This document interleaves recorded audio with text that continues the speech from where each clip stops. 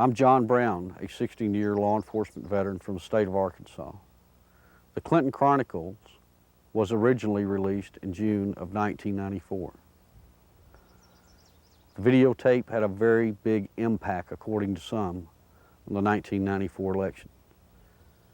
The Chronicles was put together because there were several people, not only in Arkansas but across the nation, that had documented evidence of criminal activity that involved Bill and Hillary Clinton. That evidence was never allowed to be in court. The media refused to expose this evidence. The people who prepared this film took the time and the effort to allow the people and the investigators involved to bring the evidence to you, the people, to view. What you're about to see, you're not going to believe. Some of you will say, how could this happen? All I ask you to do, sit back, view what we have, and listen to what we have to say. You make your own judgment.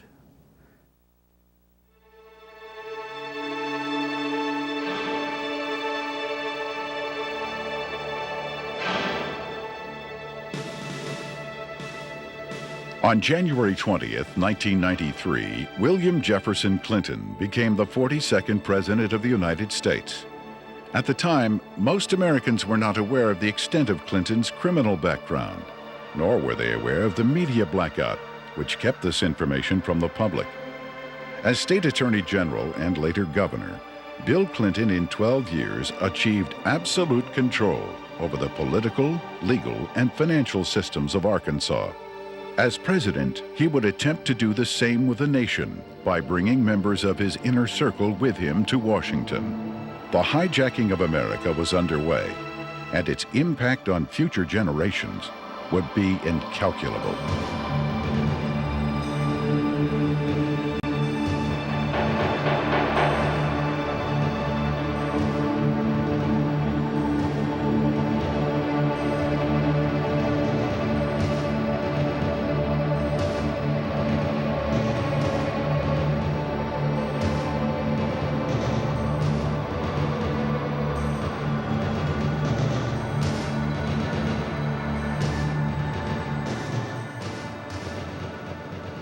Bill Clinton was born in Hope and, of course, raised in Hot Springs. They had open bawdy houses over there at the time, and they had open gambling at the time. But Clinton grew up in that atmosphere, that different atmosphere of Hot Springs. If it felt good, you did it.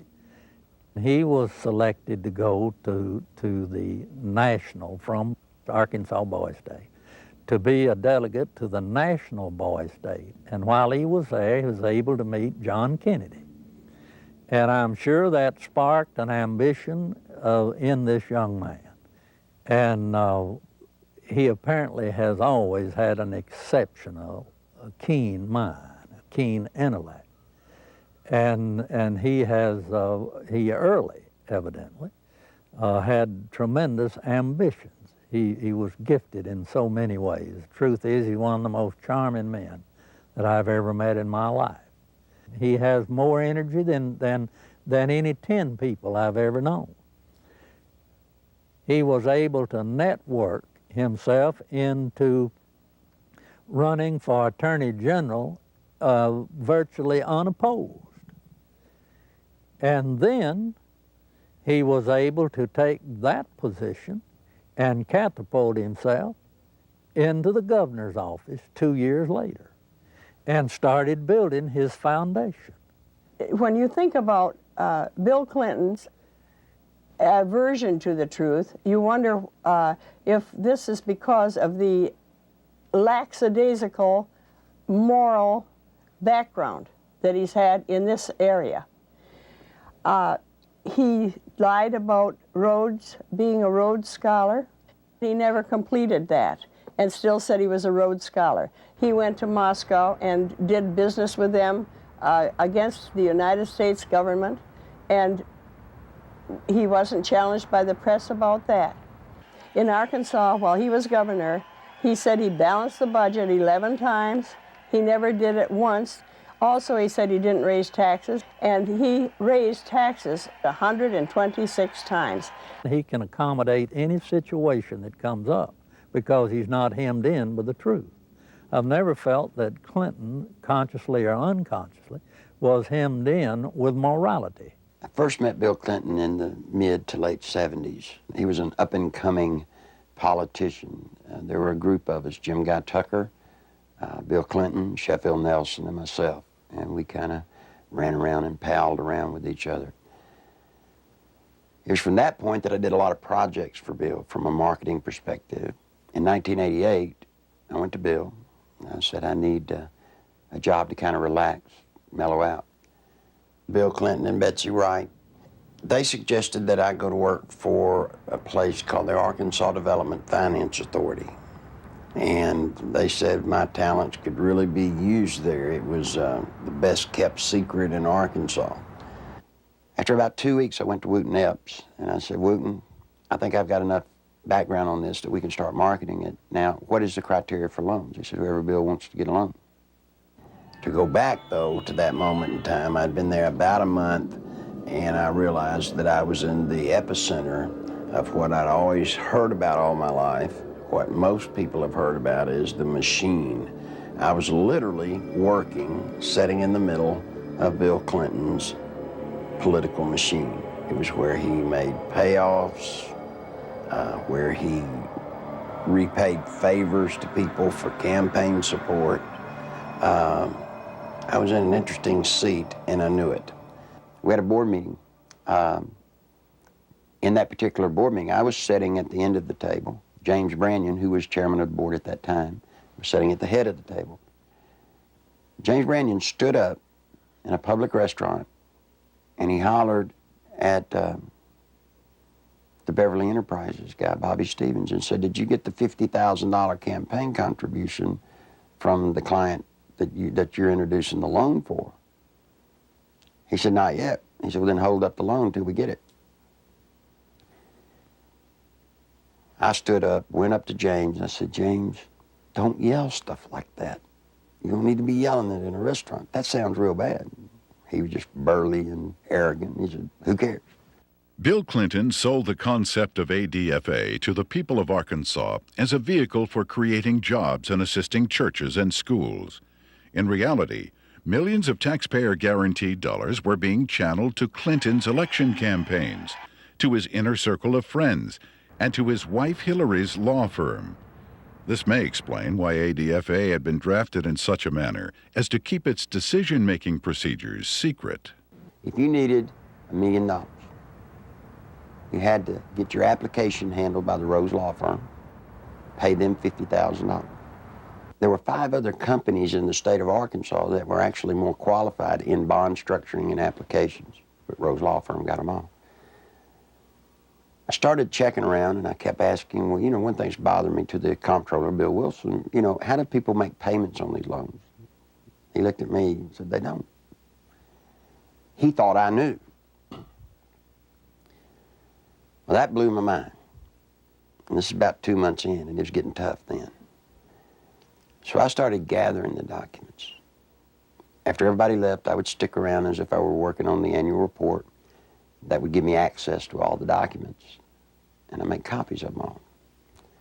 For about 2 months, I watched accounts accumulate money.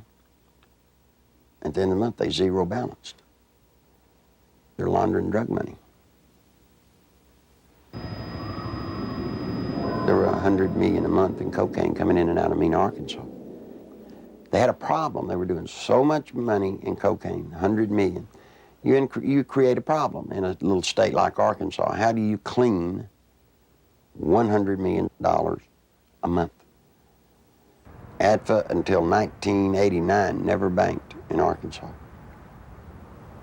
What they would do is they would ship the money down to Florida, a bank in Florida, which later would be connected to BCCI. They would ship money to a bank in Atlanta, Georgia, which, by the way, was later connected to BCCI. They'd ship to Citicorp in New York, which would send the money overseas. And there was an interesting one, a bank in Chicago. That bank, by the way, is partially owned by Dan Rostenkowski. Dan Lassiter would get the bonds. He would become the broker for the bonds. He would transfer money back to ADFA. He never sold a bond. The money then would leave ADFA, go into one of the various banks for the specific bond loan, and they would zero it out. When they zeroed it out, they were giving it back to Lassiter, less their handling fees. During the Lassiter investigation, we had numerous witnesses for the federal grand jury, had extensive testimony. People that was connected with Lassiter and drug use and everything else. His cocaine use become used as a tool for sexual favors and also for business deals that influence people. And that's when Mr. Lassiter became quite flamboyant with his cocaine use, and then ultimately led to his arrest and conviction. Dan Lassiter, who was the best friend of Bill Clinton, who went to jail with Roger Clinton for cocaine. And by the way, let me explain something. He didn't sell cocaine. No, they were giving it away. Huge piles of cocaine in his office. Ashtray upon ashtray full at the parties, and they would give it to young girls. That's sick. I mean, they were giving a highly addictive drug to young girls. One particular one comes to mind is a 14-year-old cheerleader out of North Little Rock. She was a virgin, and ultimately he ended up sending her to a physician of his. The physician put her on birth control pills. He used cocaine in order to ultimately she lost her virginity, and she got addicted to cocaine. And the last I heard of her, when we had her subpoenaed back to the federal grand jury, she was a hooker in Lake Tahoe. Dan Lassiter contracted to launder the money. Now, in addition to his contract to launder the money and the system that he and Bill Clinton had set up to do it, probably what he did is he took advantage of some of the cocaine. That's why he could give it away. Shoot, you have $100 million a month in cocaine. They wouldn't care if you took a bucket full a day. After Lassiter was indicted, I started to receive quite a bit of harassment from my own department, the Arkansas State Police. And I knew the reason behind it because the affiliation with the state police and the governor's office with Dan Lassiter and his business associates. Mr. Lassiter's cocaine involvement at times was very heavy, then at times he was very cool, calm, mediocre. He was very careful, as all of them have been for quite some time. Once he was convicted, he went to a minimum security prison, a holiday hotel we call them. He spent, I think it was 6 to 8 months, and he got out. Unbeknownst to anybody, Bill Clinton, the day after he got out, granted him a full and complete pardon. So if you think he's tough on crime, think about a man that pardons a man that gives cocaine to kids. Fear of violence is robbing our children of their future. We must take away that fear and give them hope. We must give Alicia and all our children back their childhood. Working together, we can. Do something now. Call 1-800-WE-PREVENT. Your president, the president of the United States, not only was a part of a system that was laundering millions of cocaine dollars, your president signed off on it. He can't deny that he did. You see, because of that, there's one little catch. Every loan that ADFA made, Bill Clinton himself had to sign off on it. More than Bill Clinton, you better identify the people in the loop of the drug running. You better identify the people in the loop for money laundering. And what you'll find there is those people go straight to Washington. Act 1062, if you look at it, it says that ADFA was developed and created to provide low-interest bond loans for churches, schools, colleges. So now look what happened to our legislature. They voted on a bill creating ADFA. thinking that they were getting money to colleges and schools to buy books and so forth. What better way to run thousands of, tens of millions of dollars, launder it, clean it up, and use the cover of a state agency to do it. The first loan made at ADFA was made to Parkometer, a company called Parkometer. Seth Ward was the owner. As I started looking, I found out that the Secretary-Treasurer was Webb Hubbell. Then I found out Webb Hubbell was Seth Ward's son-in-law. Guess who drafted the legislation creating Act 1062, which created the Arkansas Development Finance Authority? Webb Hubbell. Guess who introduced the legislation to our legislators and got it passed through our House? Webb Hubbell. Guess who got the first loan? Webb Hubbell. Imagine this. Guess who did the audit and the evaluation of the application? Rose Law Firm. You guessed it. Who signed it? Webb Hubbell, Hillary Clinton. You see, that's against the law in Arkansas. You can't investigate yourself when the good faith and credit of the state of Arkansas is involved in a bond issue. He broke the law. Good Lord willing, creek don't rise. Mr. Hubbell will be serving some time in the pen for that one.